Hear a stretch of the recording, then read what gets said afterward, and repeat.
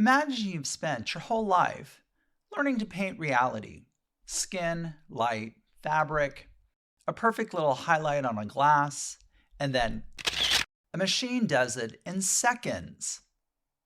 That's not just a new gadget. That's an existential crisis with a lens. Today, the moment photography shows up, kicks the door in, and painting has to decide: fight it, imitate it, or reinvent itself. Welcome to Art Happens, the divine mess of art history, where masterpieces are real and the drama is even bigger than the critics' egos. I'm James William Moore, and this episode is Behind the Brush, when photography threatened painting.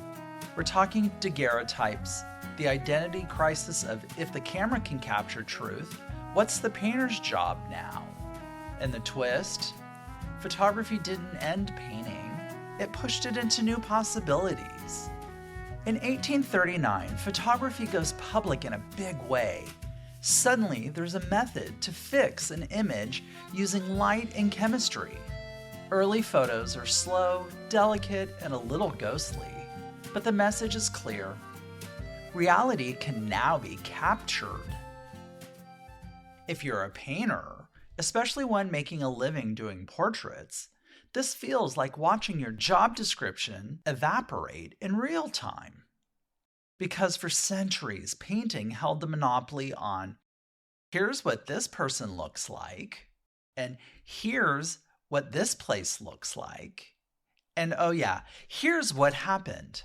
Now a camera can do it with ruthless accuracy and without needing you to spend 4 weeks rendering lace. So painters have two choices. 1, compete on realism, or 2, do something photography can't do. Spoiler, option 2 is where the fun begins. First, a bunch of painters basically say, oh, you want real? I'll show you real. Enter realism. Not pretty realism, but honest realism. Everyday people, work, fatigue, dirt, awkwardness, the stuff that doesn't flatter. And here's another twist. Photography doesn't just threaten painting. It actually becomes a tool. Artists begin using photographs as reference. They study how a split-second moment looks when you freeze it. They notice what the eye misses in real time. A hand gesture, a stride that looks off balance, expressions that aren't posed. Photography reveals that natural movement can look weird when you pause it. Like truth has an unflattering angle. So realism isn't just painting like a camera. It's painting what society actually looks like when you stop romanticizing it. Photography didn't just challenge painters, it challenged their filter. Now, let's jump to the artists who took the threat and turned it into an escape route: the Impressionists. If a camera can capture crisp detail, then why should painting compete on crispness? So Impressionism pivots hard. Light over line, atmosphere over accuracy, sensation over perfection. Instead of here is a tree, it becomes here's what's felt like to stand in front of this tree at 5:17 p.m. when the sun hits it sideways and everything turned gold.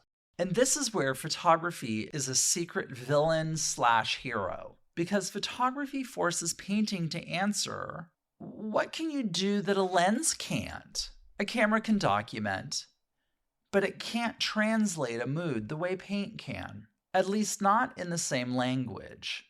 Impressionism starts painting the experience of seeing, the shimmer, the speed, the unstable moment, which is why it often looks unfinished to critics at that time.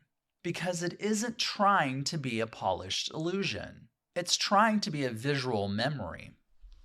Photography threatens painting's old job, and painting responds by inventing a new one.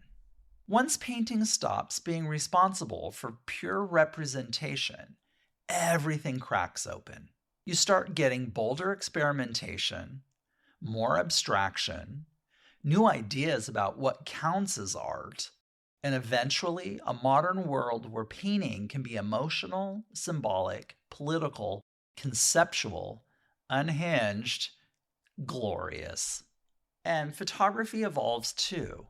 It becomes art, journalism, evidence, propaganda, personal diary, fashion, surveillance, basically the entire visual bloodstream of modern life. So this battle isn't a win-lose. It's an ecosystem shift. Because when a new invention arrives, it doesn't just replace something, it forces every existing medium to ask, what do I uniquely offer? The question is uncomfortable, and it's also the birthplace of innovation. So here's the takeaway. Photography didn't kill painting. It killed one specific expectation, that painting must be the most accurate mirror of the world. And when that pressure disappeared, painting became freer, more experimental, more personal, more radical. Which is, honestly, the most art history thing ever. A crisis shows up, everybody panics, and then a whole new visual language is born.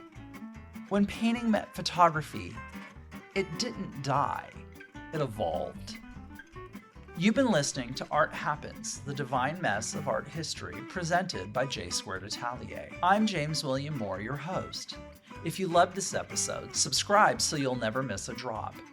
And if you're curious about where creativity comes from in real life, go check out Lattes Art, where we talk with artists, makers, and mischief makers about how the work actually gets made. Until next time, keep looking closely, because art history is messy, and that's the best part.